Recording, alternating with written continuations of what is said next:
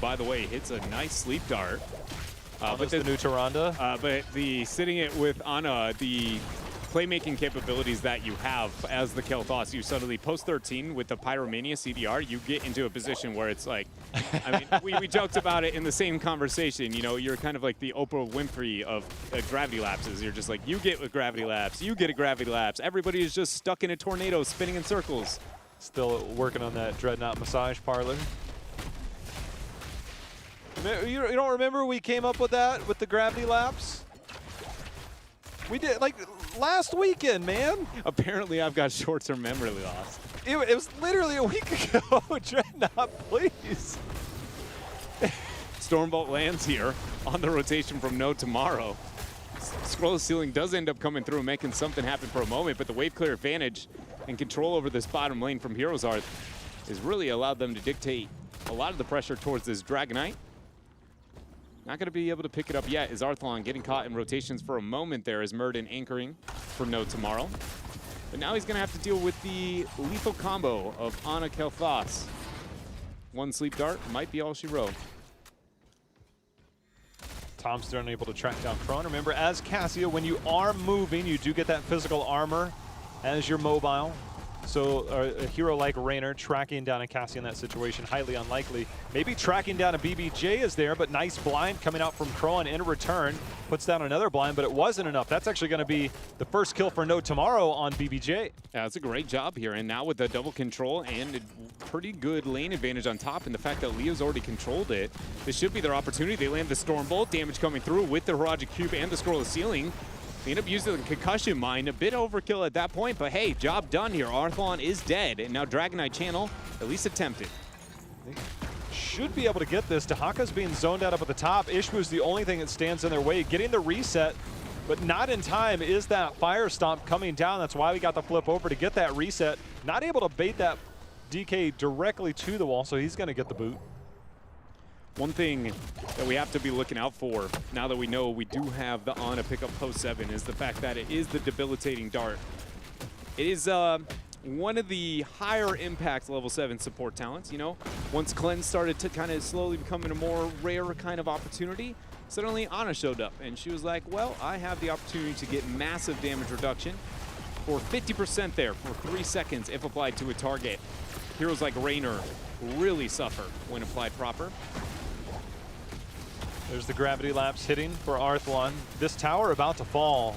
Net's level 10 here for No Tomorrow, amassing almost a full level lead behind a couple of recent kills and that DK. So No Tomorrow, they are finding a way to get an advantage in this game.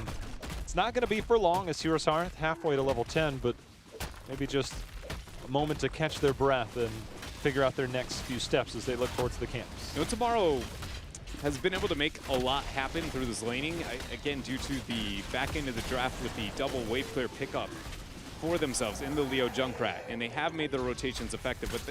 But even with that, HeroesHearth has, in my mind, done a lot of the more proactive plays, though, and the fact that they're counter-rotating to make sure they get a gank in the off lane whenever No Tomorrow is assuming that they make a very kind of expected rotation.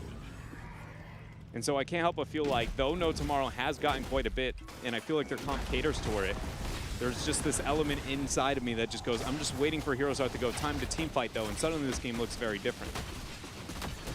Wondered whether we would get the ball lightning with that slow from the lightning breath. Instead, it will be the Valkyrie trying to get that single target isolation. Kel'Thas, not yet locked in the Pyroblast. It seems extremely likely given the build and the nano boost.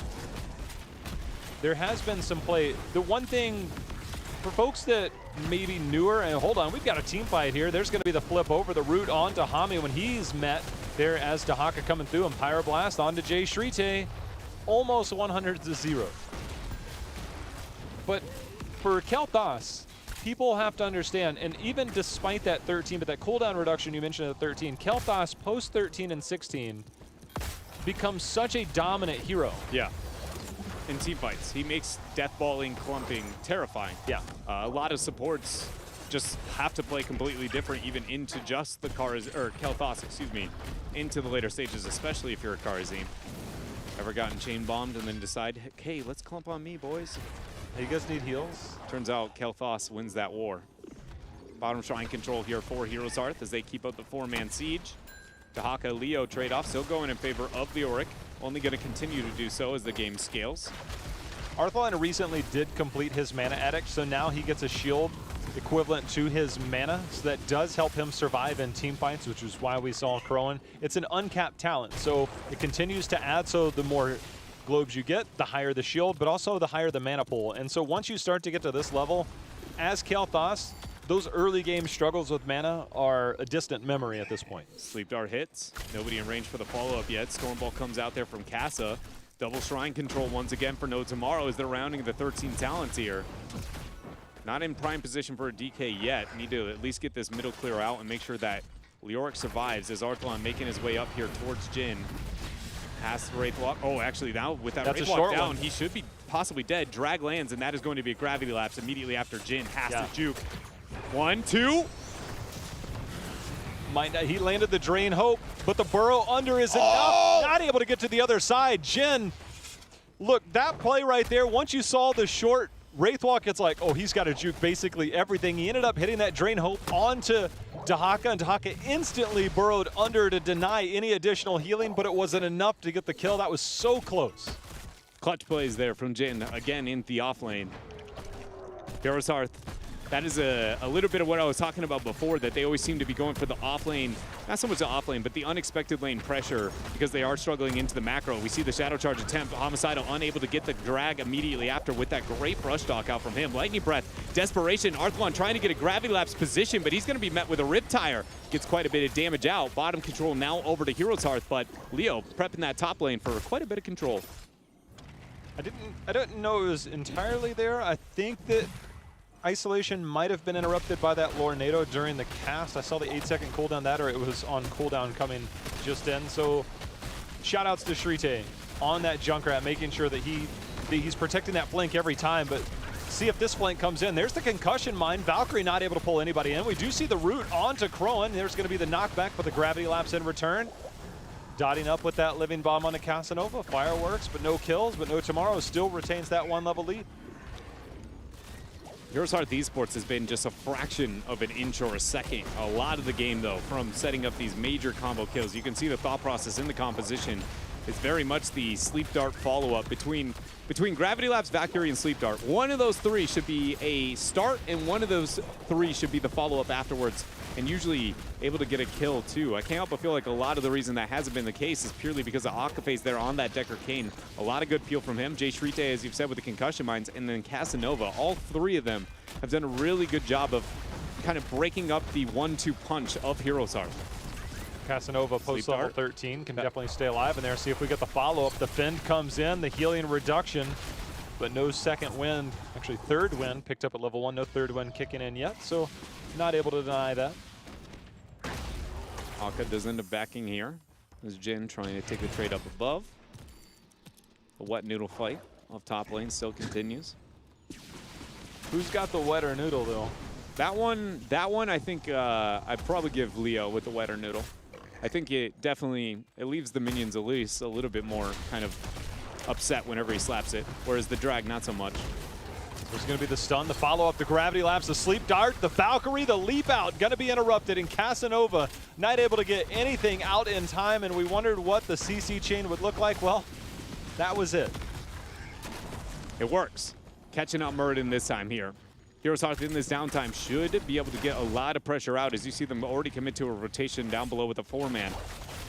They're going to try and demand some kind of response, and in the downside, Homicidal be able to pick up that top shrine and then ideally make a 16 rotation and be able to pressure out with that Dragon Knight. Bottom Knights is available if they would like to better prep the map into their favor, but after that Sleep Dart being hit, questioning if they want to advance there. Huge scroll of ceiling thrown out by Akaface. They get the Lornado too, forcing Ishbu to actually burn the Lightning Breath. That is single-handedly Akaface making the play and forcing them to catch, and then look at that scroll of ceiling response. The guy is on fire. We don't get one, we got two. That's going to be a double. Now Shrite, he wants to get on the action, hitting that concussion mine. See if he puts himself in between Ishbu and team. Does get the concussion mine over, but Ishbu staying alive, getting those stuns, getting that fire stomp healing. He'll survive on this point, but for how long? It's all about getting stuns. Nice knockback by Thompson, which will supply some more. BBJ coming in as well. That will be enough.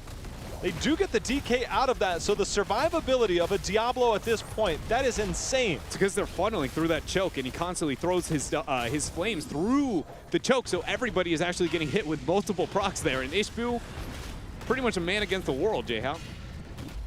And the Ana support plus that, my goodness, you're not killing anybody in that one. That was Diablo. That was literally raid boss Diablo. Jin does land the drain onto the DK, of course, does count as a heroic target, so help to get some of that down.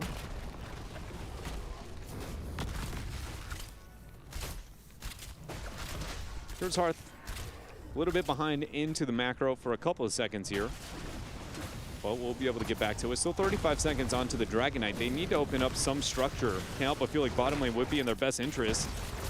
Combo comes out onto Casanova. We get the Valkyrie as well, along with the Pyroblast. All the damage coming through, but he keeps himself alive. Akaface with the heals. Third wind is going to be necessary, but he turns around with the Stormbolt to save Akaface. The teamwork here of No Tomorrow is why they've been able to hold on for so long, but can't last forever here, J-How, as Akaface goes down. He gets popped. Casanova in retreat. He is able to survive for now. Homicidal pops out of that DK. They will complete the fort takedown. So they do get some control over this. Despite all of that, I look at the minimap and I look at the experience lead.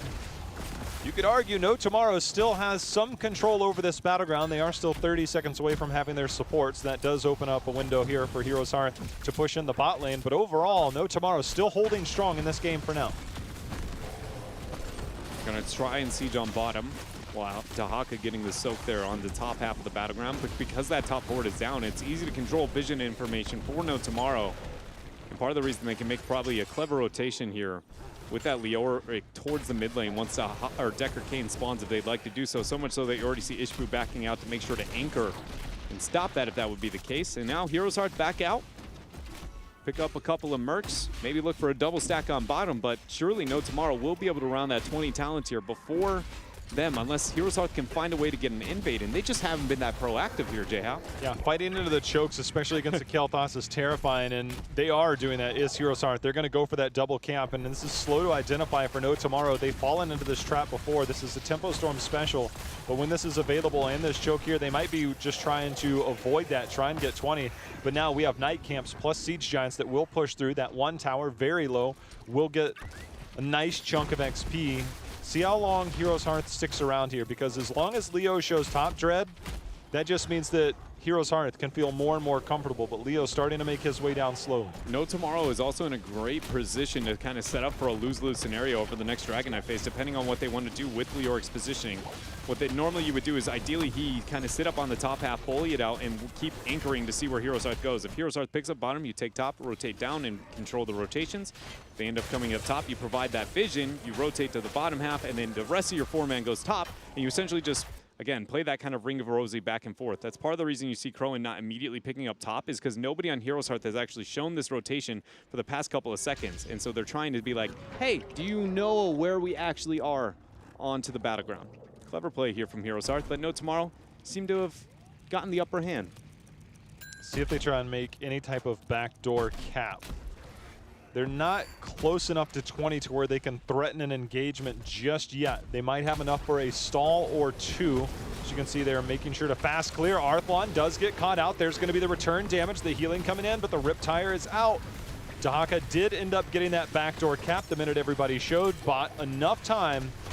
And for HeroesHearth Dread, that's a clever play, because now they have enough time to get to 20 and find themselves on even footing. They are a couple of seconds behind when it comes to the rotation itself, but Cassia is already in a prime position, so I do think you're right. They have waited out the 20 threshold well enough. Rewind was used on that initiation there for Casanova. Probably won't be available, at least not quite yet, if the skirmish happens. Oh, Arthlon, though, is going to get Wraithwalks, buried alive in Tomb. He's just out of range. He canceled his Wraithwalk early and wasn't able to make up the distance. And now has to deal with the situation at hand.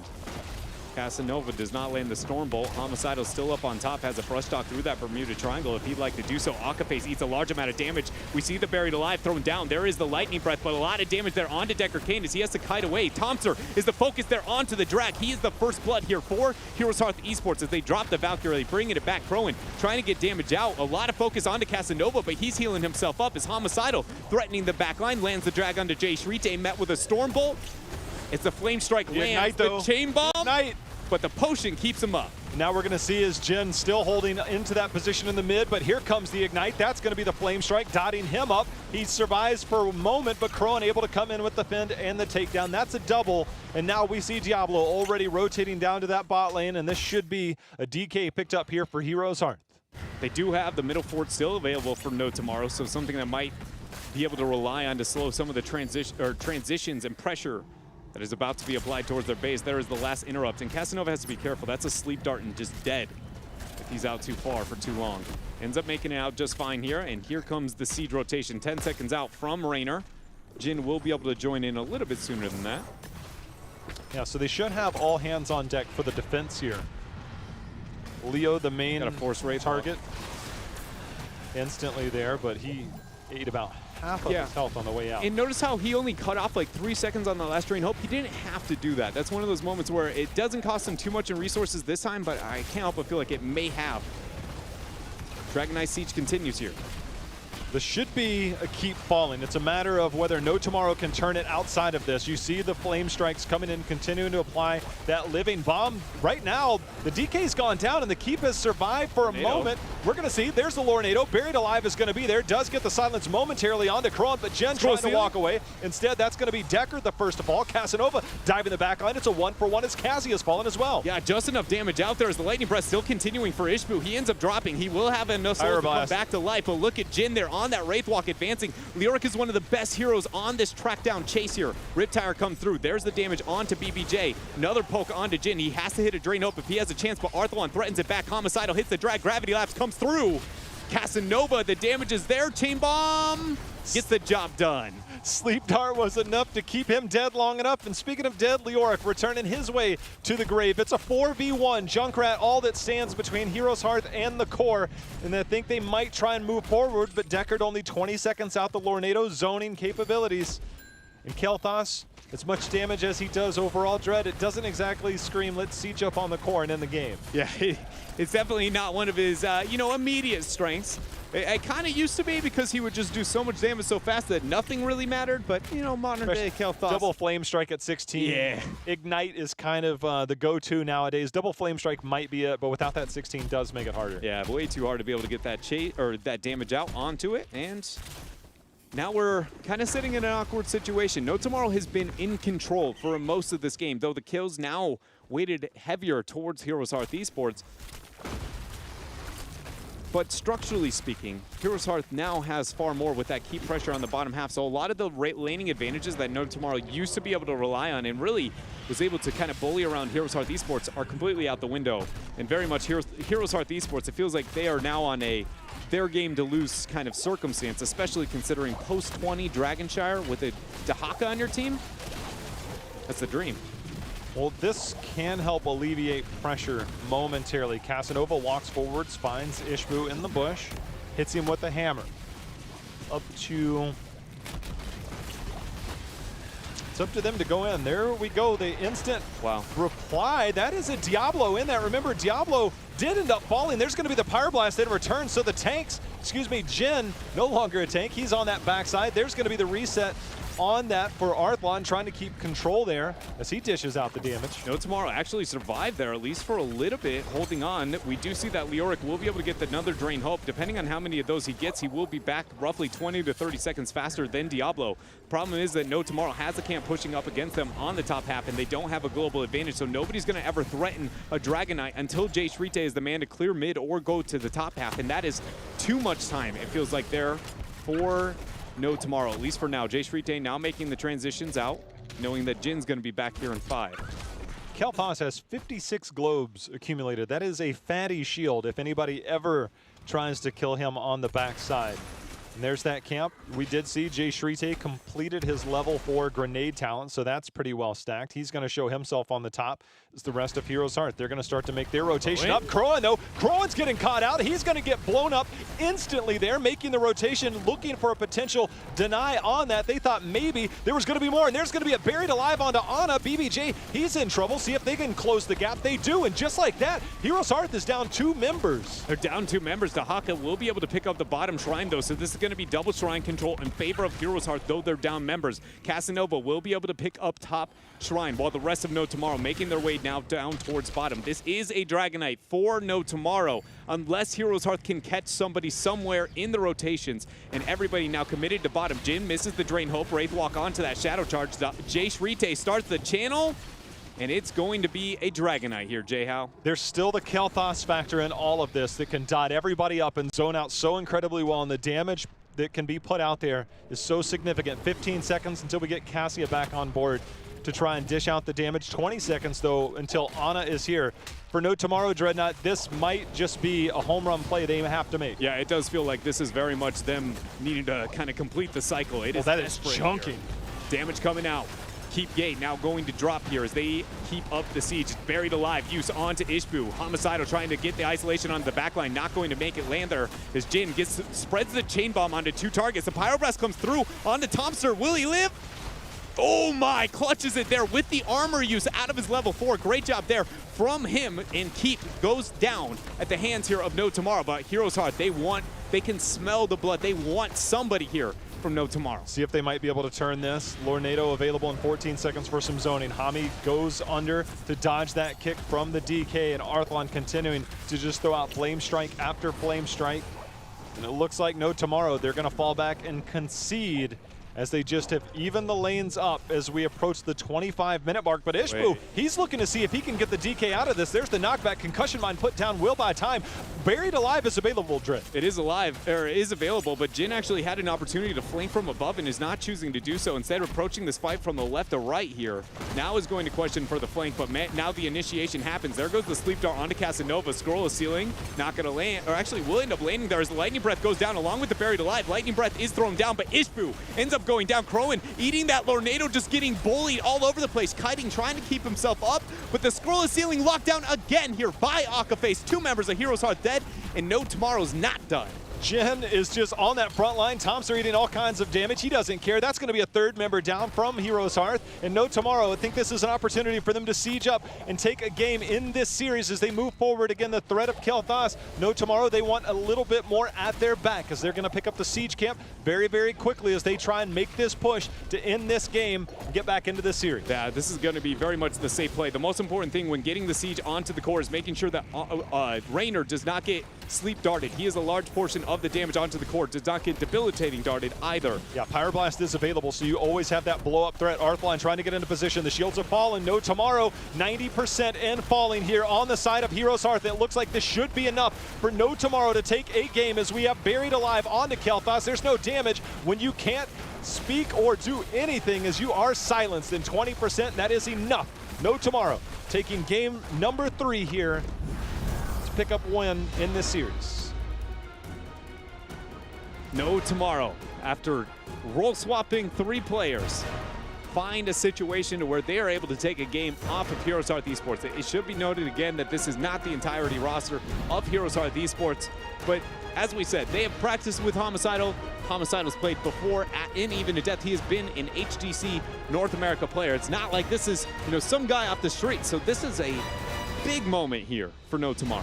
Jay Shrite completed his quest, and he showed that he was landing pretty accurately as leading the damage numbers there. 111,000 damage at the end of that game, and the Junkrat plays were there, but the Jin Buried Alive, it's amazing to me how different Diablo, once Diablo gets popped late game, Dread, and he loses his souls, Diablo looks super weak late game. Yeah, no, he definitely gets real pale in the face whenever you rip out the soul from him. It is one of the things to keep track of when, playing against a Diablo is because of how different that can really be. It's one of the few heroes that their power spike 1 minute from when you see them now to the next minute that you end up seeing can be drastically different. And there's very few heroes that have that, right? Outside of, okay, my opponent's 16, I'm not, right? And that his individual level can adjust. And so dealing with that as number one, the hero person playing it, but then also playing against it is very curious. I mean, I'm not even going to lie. I thought that Buried Alive opportunity to choose only Ishbu versus he had a 3-man sitting behind. I was like, that's it. There's no way they win this fight. In my brain, I was like, they're going to wipe right here. But they proved me very wrong. They dominated over that skirmish, got the kill onto Ishbu, and made it happen. So Well done by No Tomorrow. The Lornado follow-up that kind of isolated Crow in there, that was very scary. I mean, that just locked him in, and he just keeps getting pushed down further and further, and then the follow-up there was perfect there from the rest of No Tomorrow. And Casanova on that front line, we know how strong Muradin is, late-game Dreadnought, and I think right there it shows. And we'll see if No Tomorrow can continue the comeback, but it's time to check out Battleground number 4, whether Heroes Hearth